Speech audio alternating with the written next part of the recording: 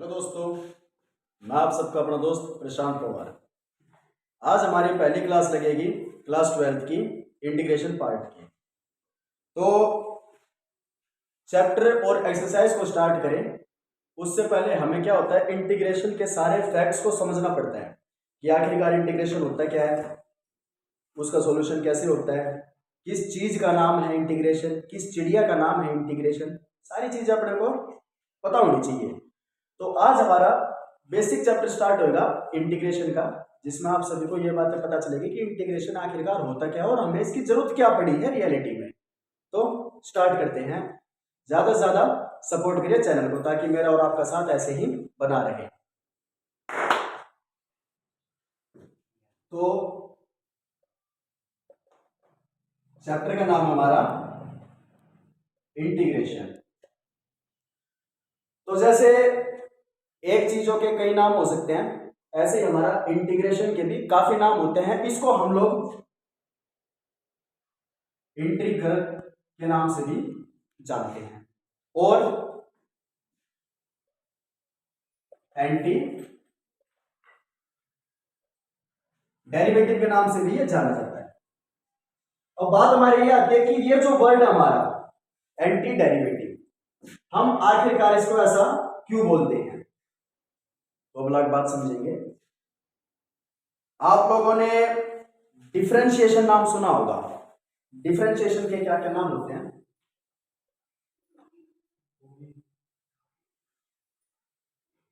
Differentiation को हम derivative बोलते हैं।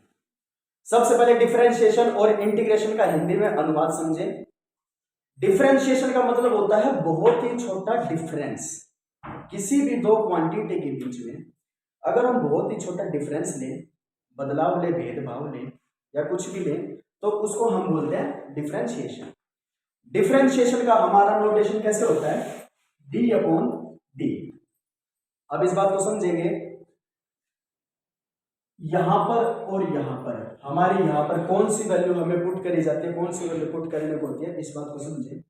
जो अपर वैल्यू होती है, यू से डिनोट कर रहा हूं मैं, जो हमारी अपर वैल्यू होती है, ये वैल्यू हमारी वो वैल्यू होती है जिसका हमें डिफरेंशिएशन करना होता है।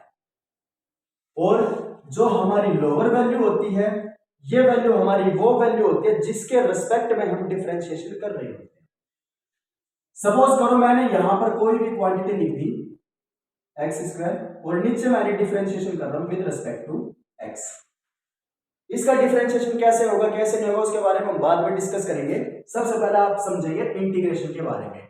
यह छोटा सा बताना जरूरी था ताकि आप लोगों को पता चले कि डिफरेंशिएशन आखिरकार डिफरेंशिएशन नाम का भी कोई पक्षी होता है। अब हम बड़े पक्षी के ऊपर आते हैं कि इसका क्या सीन है। तो एंटी डेरिवेटिव हम क्यों बोलते हैं? क्योंकि डिफरेंशिएशन एंड इंटीग्रेशन ये दोनों आपस में, आप लोग ये मान लीजिएगा, कट्टर दुश्मन है। कति जोरदार कट्टर दुश्मन। कट्टर दुश्मन का मतलब यह है जहां पर डिफरेंशिएशन आ गया वहां पर इंटीग्रेशन नहीं आएगा, और जहां पर इंटीग्रेशन आ गया वहां पर मेरा डिफरेंशिएशन नहीं आएगा। तो डिफरेंशिएशन की मैंने बता दिया आपको हम कैसे इसको लिख सकते हैं कैसे नहीं लिख सकते। अब आता है हमारा इंटीग्रेशन के ऊपर। इंटीग्रेशन का हमारा सिंबल होता है दिस। इसका मतलब क्या है? अगर हम लोगों ने इसका ये साइन लगा दिया तो हमें पता चल जाना चाहिए कि यार हमारा इंटीग्रेशन पार्ट शुरू हो चुका है। ये जो हमारी स्पेस वैल्यू है, इस वैल्यू में हमारी वो वैल्यू होगी जिसमें हमें इंटीग्रेशन जिसका करना होता है। और डी के बाद हमारी जो ये गैप होता है, इस गैप के अंदर हम ये बताते हैं कि किसके रिस्पेक्ट में हम इसका इंटीग्रेशन कर रहे हो। सपोज करिएगा मैंने यहां पर वैल्यू लिख दी एक्स स्क्वायर और किसके रिस्पेक्ट में कर रहे हैं हम इंटीग्रेशन? डीएक्स के, एक्स के रिस्पेक्ट में।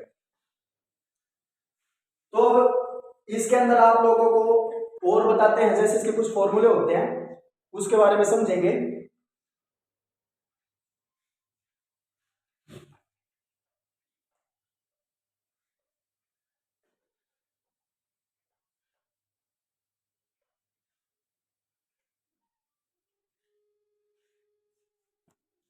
तो इसके कुछ फॉर्मूले होते हैं जैसे उसके बारे में समझेंगे। सबसे पहले अगर सपोज करिएगा मुझे करना है डिफरेंशिएशन,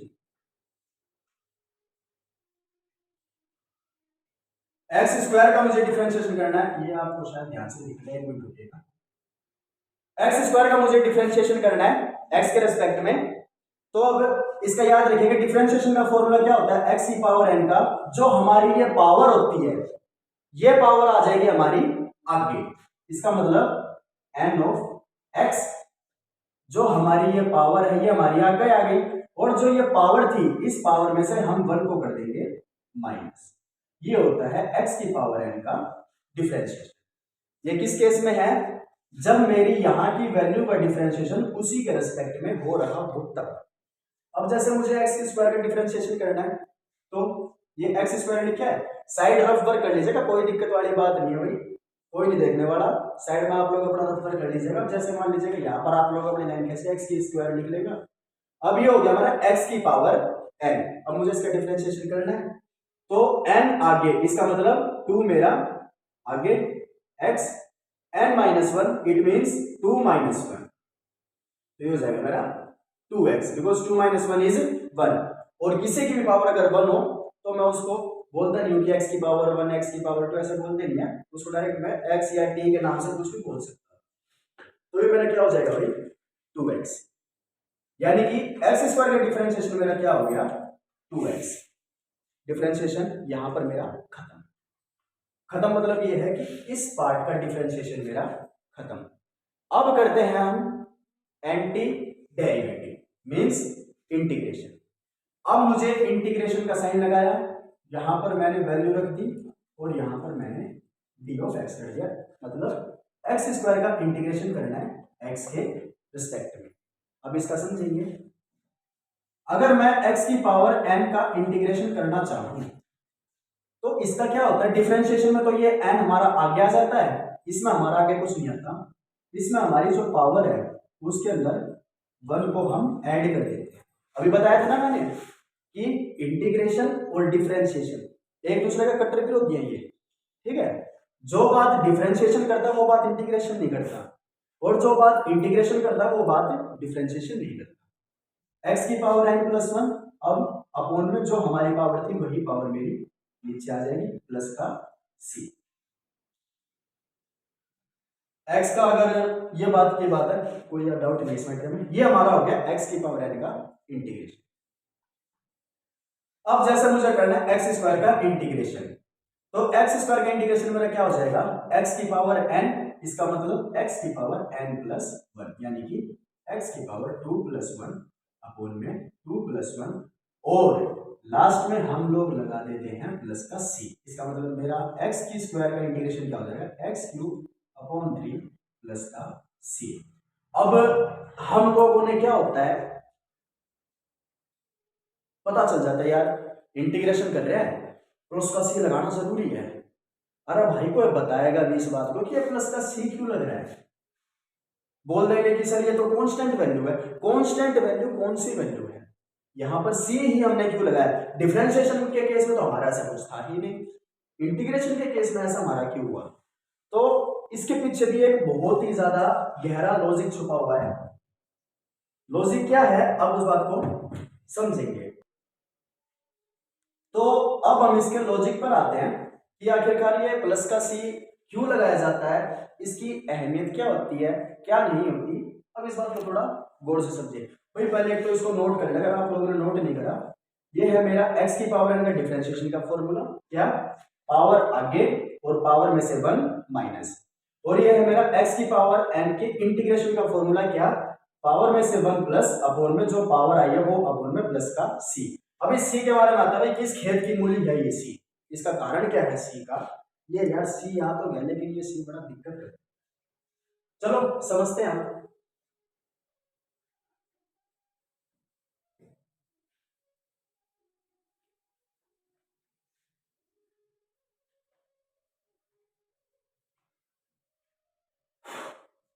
सबसे पहले बहुत ही कॉमन सा फॉर्मूला है इसका डिफरेंशिएशन का, डी अपॉन में D x sine x. It means sine x का डिफरेंशिएशन किसके रेस्पेक्ट में, x के रिस्पेक्ट में, और x मेरा यहाँ पर क्या वैल्यू है, x है मेरा यहाँ पर एंगल। क्लियर? तो sin x का डिफरेंशिएशन मेरा क्या होता है, cos x।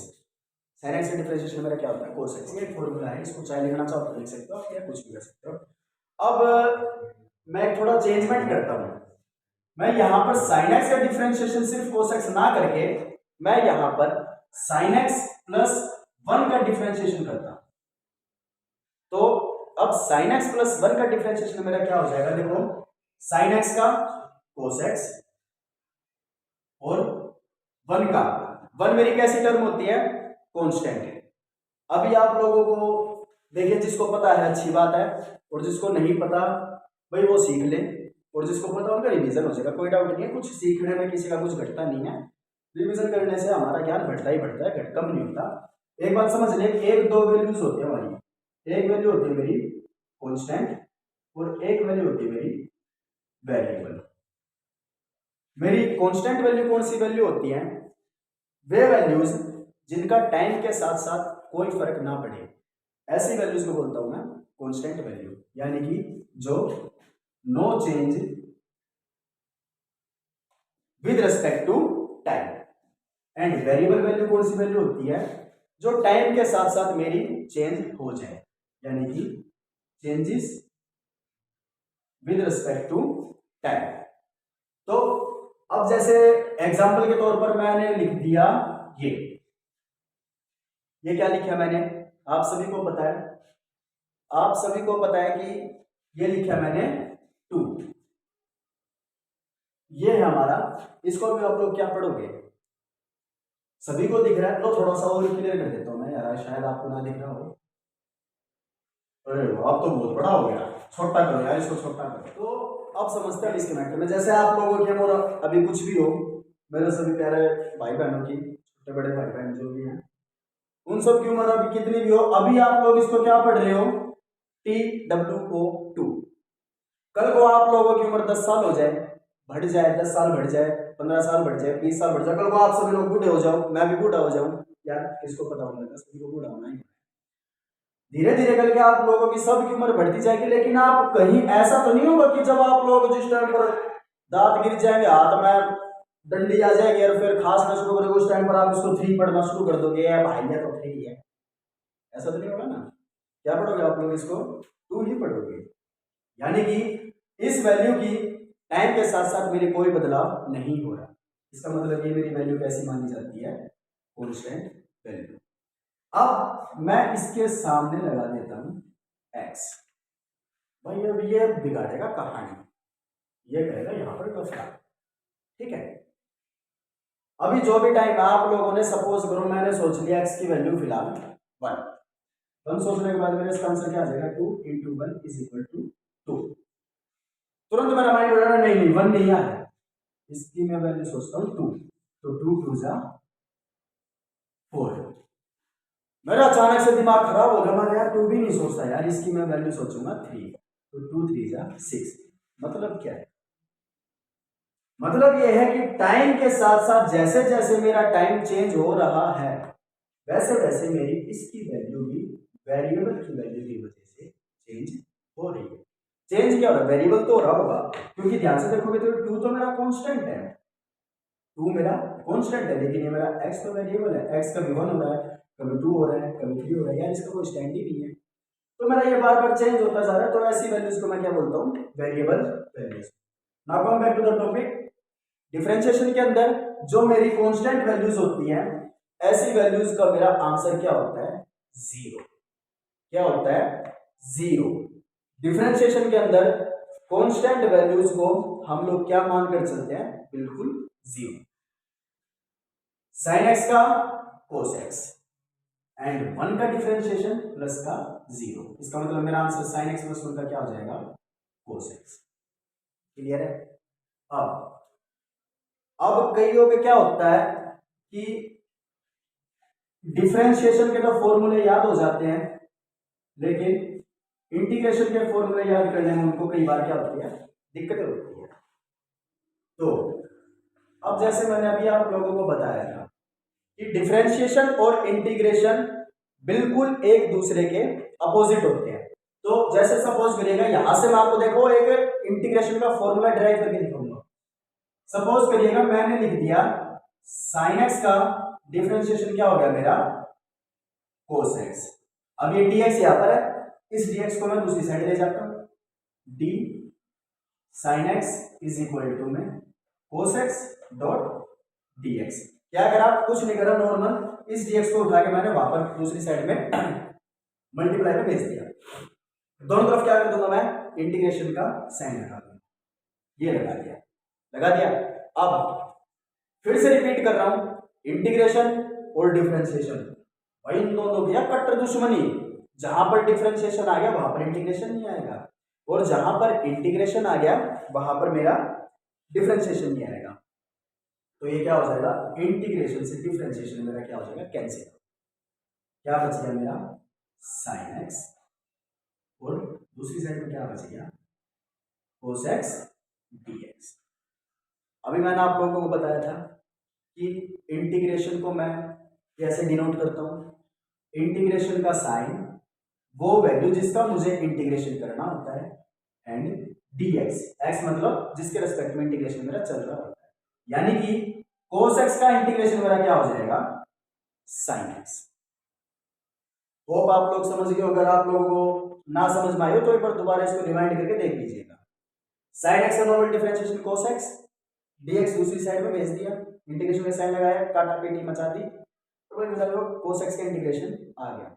अब बात आती है प्लस का c कहां पर लगाना है, क्योंकि मैंने क्या बताया था कि जो भी इंटीग्रेशन की वैल्यू करते हैं उसमें लास्ट में प्लस का c लगाते हैं।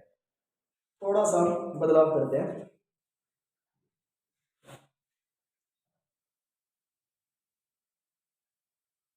अब हमने थोड़ा सा बदलाव क्या कर दिया, अब हमने साइन एक्स प्लस 1 नहीं यार, 2 नहीं यार, 2 भी नहीं, 3 भी नहीं लिखते यार। मतलब कांस्टेंट की वैल्यू मैं अलग सोच रहा हूं, मेरा कोई और भाई बंद वो अलग सोच रहे हैं, सभी बंदे बड़े अलग अलग सोच रहे हैं ना। तो मैं क्या कर लेता हूँ यार, सबकी एक पंचायती बात होती है, सभी की बात मान लेना और अपनी बात भी रख देना, ठीक है ना। धीरे धीरे बड़े हो गए ना, सारा ज्ञान किताबों से भी नहीं मिलता, कुछ ज्ञान बड़े बूढ़ों में बैठने से मिलता है। तो अपने दादाजी के पास, आपके चाचा जी जिंदा हो गए, सबकी उम्र लंबी हो, तो उनके पास बैठे और उनसे ज्ञान ले, क्योंकि सारी नॉलेज हमें किताबों में नहीं मिलती। पंचायती बात होती है कि अपनी बात को भी रख लेना, अगले की बात को भी रख देना, किसी की कोई बुरी बात ना मानना, ना किसी का दिल दुखाना और बात मनवा लेना। तो मैं कभी 1 रख रहा हूँ, कभी 2 रख रहा हूँ, कभी 3 रख रहा हूँ, मैं कुछ नहीं रख रहा। मैं यार मुझे कांस्टेंट वैल्यू तो रखनी है कि मैं छोड़ दो ना यार, मैं यहाँ पर प्लस का c रख देता हूँ, c for any constant value, ठीक है। अब यहाँ पर किसी के अगर मन में करे तो वो 1 रख लेना भाई, किसी का मन करे तो 2 रख लेना, कोई 3 रख लेना, कोई अपने हिसाब से आप लोग रख लेना। चलिए अब इसका मैं करता हूं इंटीग्रेशन, साइन एक्स का इंटीग्रेशन, सॉरी अब मैं करता हूं इसका डिफरेंशिएशन। कई बार हो जाती है भाई गलती, टॉपिक से कई बार और कहीं निकल जाते हैं, तो आप लोग इस पर ध्यान मत दीजिएगा। तो अब लोग करते हैं हम डिफरेंशिएशन। साइन एक्स का मेरा डिफरेंशिएशन क्या होता है, cos x, and constant value आप लोग 1 मान लो, मैं इसको 2 मान लेता हूं, आपका जो बगल में बैठा हुआ बंदा वो इसको 3 मान ले, कुछ भी मान लो, उसका डिफरेंशिएशन क्या हो जाएगा, प्लस का 0। क्लियर, क्योंकि कांस्टेंट वैल्यू का मैंने अभी अभी बताया था डिफरेंशिएशन मेरा क्या होता है, 0। dx मैं दूसरी साइड भेज देता हूं, sin x plus c d is equal to cos x plus 0 लिखो या ना लिखो इसकी कोई अहमियत नहीं है, dx मैं दूसरी साइड में भेज दिया मल्टीप्लाई। अब सेम प्रोसीजर, दोनों तरफ मैंने इंटीग्रेशन का साइन लगा दिया, ये कट गया, मेरा यहां पर क्या बच गया, sin x plus c is equal to integration of cos x dx। मतलब मेरा क्या हुआ कि मेरा cos x का इंटीग्रेशन क्या आ चुका है, sin x प्लस का c। इसीलिए अब मैं ये बताना चाहता हूं कि इस c की अहमियत ये होती है कि इंटीग्रेशन में कौन जो आपकी कांस्टेंट वैल्यू होती है उसको हम किससे डिनोट करते हैं, c से। इससे हमें यह पता चलता है कि भाई कोई ना कोई एक कांस्टेंट वैल्यू यहाँ पर लगी होगी, वो कोई भी लगा दो, मर्जी आप लोगों की है, इसमें किसी का जोर जबरदस्ती नहीं है भाई, आपकी सरकार है, कुछ भी लगाओ, लोकतांत्रिक देश है, डेमोक्रेटिक कंट्री। तो अब इस बारे में समझते हैं, यहां से आप है ना किसी का भी फॉर्मूला ड्राइव कर सकते हो, किसी का भी।